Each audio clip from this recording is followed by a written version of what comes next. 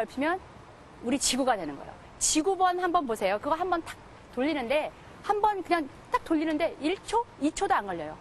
튀어봐야 지구 아니에요. 그러니까 그 사람들도 전부 다 우리라고 생각하면 얼마나 좋을까라는 생각이에요. 60억 인구 중에서 30억 인구는 매일매일 밥을 먹고 살 수 있고 30억 인구는 하루에 한 끼를 걱정하는 사람이 돼요. 예전에는 우리가 이쪽 30억 인구였어요. 하루에 한 끼를 걱정하는. 그런데 지금은 남을 도와줄 수 있는 그러면 한 사람 대 한 사람씩 맺어갖고 딱 도와주면 이제 벌써 그거는 게임은 끝난 거잖아요. 좋은 말씀이시고. 네. 그래서 아까 한비아 씨 하는 말이 참 맞다. 그러니까 우리가 멀리 있는 사람이지만 저도 그렇게 생각해요. 그것을 뭐 아프리카 사람이다, 뭐 이라크 사람이다, 일본 사람이다 이렇게 생각할 수도 있지만 사람인데 뭐 아프리카에 있을 수도 있고 한국에 있을 수도 있고 또 이라크에 있을 수도 있고 사람이 여기저기 있다 이렇게 생각하면 좀 더 네. 쉬울 것 같다는 네. 생각이 들어요. 그래서 또 그런 사람이 또 북한에도 많지 않습니까? 네. 그래서 전번에 북한에 또 다녀오셨다고 그러는데 네. 사실상 북한 주민과 아이들의 그 굶주림은 대단한 거죠. 그래서 그 한비아 씨가 우리가 북한 주민들을 5년간만 꾸준히 지원하면 식량 문제가 해결되지 않겠느냐 그렇게 말씀하셨어요. 그런 차에 또 북핵 문제가 터졌단 말입니다. 그러다 보니까 또 대북 지원 이건 뭐 잘못된 거 아니냐. 또 한편으로는 아니다. 정치적 문제하고 이런 인도적 문제는 다른 것이다. 이런 이야기가 분분하죠. 지금 한비아 씨는 거기에 대해서 한 말씀 하셔야 될 것 같아요. 인도적 구호라고 얘기하잖아요. 정말 예. 인도적 구호. 예. 그러니까 저는 이제 여러 가지 문제가 얽히고 섞였잖아요. 북한 문제는. 그래서 그거를 이제 뚜껑을 열면 이제 정말 많은 이야기들이 나오는데 저는 제가 하는 일만 이야기를 할 수 있죠. 그렇죠? 인도적 구호의 입장에서 보면은 사람이 여러 가지 권리가 있는데요. 그 권리 중에서 가장 중대하고도 가장 중요한 권리는 살아있을 권리라고 생각해요. 생존권. 그게 아까 말씀하신 그 아이가 아프가니스탄 아이건 그 아이가 이라크 아이건 굶는 아이라면 우리는 먹여야 된다고 생각해요. 저희는 사실 이제 저희들은 그 구호활동을 하다가 이렇게 납치를 많이 당해요.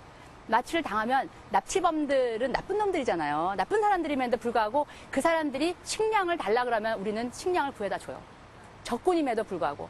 의료품이 모자라다 그러면 의료품을 줘요. 왜냐하면 일단 사람은 살리고 봐야 되니까. 그러니까 이런 거죠. 화살이 하나 날라 들어왔어요. 화살이 날라 들어왔는데 여기 지금 막 화살이 날라 들어와서 지금 피를 철철 흘리고 있어요. 그러면은 이 사람이 언제 내 돈을 안 갚았느냐, 엄마한테 얼만큼 말대꾸를 잘했느냐, 그래서 이 화살을 안 뽑아주는 거 아니잖아요. 일단 화살을 뽑아서 사람은 살려놓고 보는 거잖아요. 마찬가지인 것 같아요. 북한에서도 북한이건 어디건 아이들이 굶는다면 사람이 정말 그 하루에 한 끼를 못 먹어서 문제가 생기고 있다면 그러면은 도와줄 수 있는 사람들이 정말 도와줄 수 있는 한 도와주어야 마땅하다고 생각해요. 그거는 뭐 북한 지원에 대한 인도적 구호단체의 입장입니다. 네. 한비아 씨 얘기가 귀에 쏙쏙 들어오는 것은 아마도 그것이 체험을 바탕으로 하고 있기 때문이 아닌가 하는 생각이 듭니다. 오늘날 많은 분들이 한비아 씨의 이야기에 귀를 기울이지만 사실 한비아 씨도 어린 시절로 돌아가 보면 이사 갔을 때 제일 먼저 세계 지도를 방에 붙여놓던 소녀였습니다. 그 시절부터 지금까지 한비아 씨가 걸어온 길을 또 묶어봤습니다. 걱정하지 마. 언제나 열정적이고 에너지가 넘치는 개척자 한비아. 그러나 그녀의 선택은 늘 남들보다 한 발 뒤처져 있었다. 인생의 꿈을 심어준 아버지. 아버지와 함께 본 세계 지도 위에서 세계 여행가의 꿈이 시작됐다.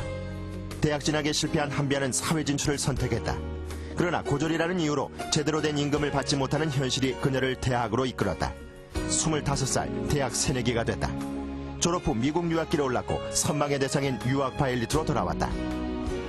초고속 승진을 거듭하며 세계적인 홍보사의 커리어 우먼으로 탄탄대로를 걸었다. 3년 후 그녀는 돌연 사표를 던지고 배낭을 꾸리기 시작했다. 한비아의 나이 35세. 그녀의 시계바늘은 유년 시절의 꿈을 향해 돌기 시작했다. 어릴 적 세계 지도에서 손가락 짚으며 본 나라들 두 발로 밟게 된 것이다. 7년간의 여행담을 꼼꼼히 기록한 수첩들. 한비아는 자신이 보고 느낀 세계를 알리기 위해 책을 쓰기 시작했다. 그리고 그녀의 여행담은 내놓기만 하면 베스트셀러가 된다. 곳곳에서 러브콜도 이어졌다. 자유여행가이자 베스트셀러 작가로 한비아의 인생은 말 그대로 상종가를 달리고 있었다. 그러나 인생의 정점에서 그녀가 선택한 곳은 생사의 현장이었다. 42살, 한비아는 새 명함을 팠다. 세계 어디든 재난이 발생하면 48시간 내에 도착해야 하는 국제 구호 활동가로서의 행군이 시작됐다.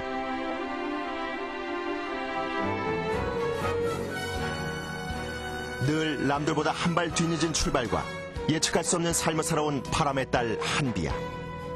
국제 구호 활동가로 세계 곳곳을 누비고 있는 그녀는 지금 어떤 꿈을 꾸고 있을까?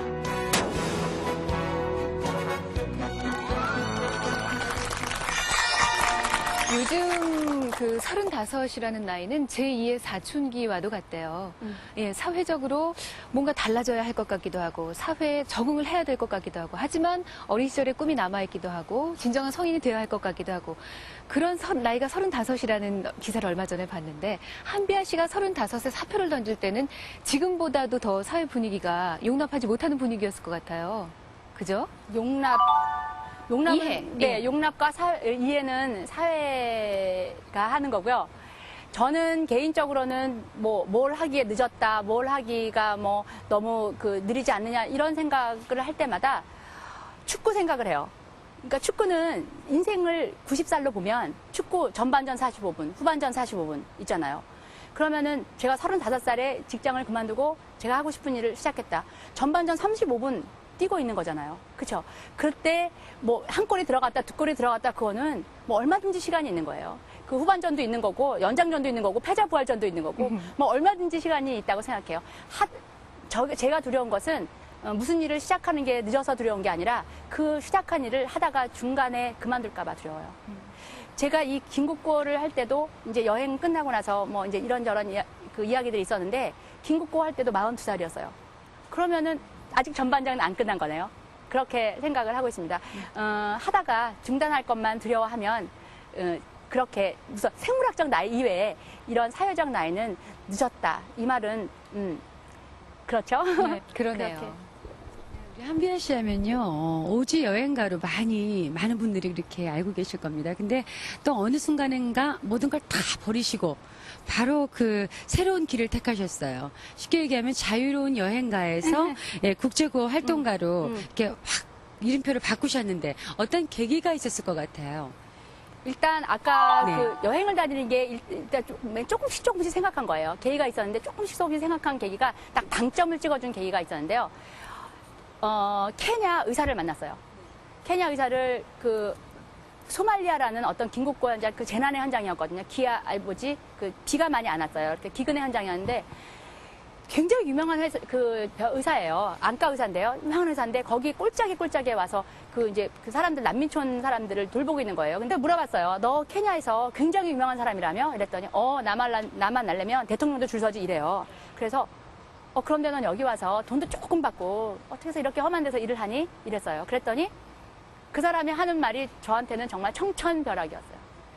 뭐라 그러냐면, 그치, 케냐, 나이로비에 있었으면 돈을 많이 벌었겠지. 그러나 내가 가진 재능을 돈 버는 데만 쓰는 건 너무 아깝잖아. 라고 하면서 그 뒷마디.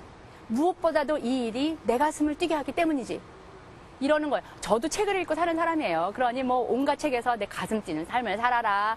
네 마음에 귀를 기울여라. 이런 말 많이 하잖아요. 그런데 저는 정말 제 눈앞에서 어떤 사람이 자기의 지금 삶이 가슴 뛴다고 얘기하는 사람 처음 봤어요. 깜짝 놀랐어요.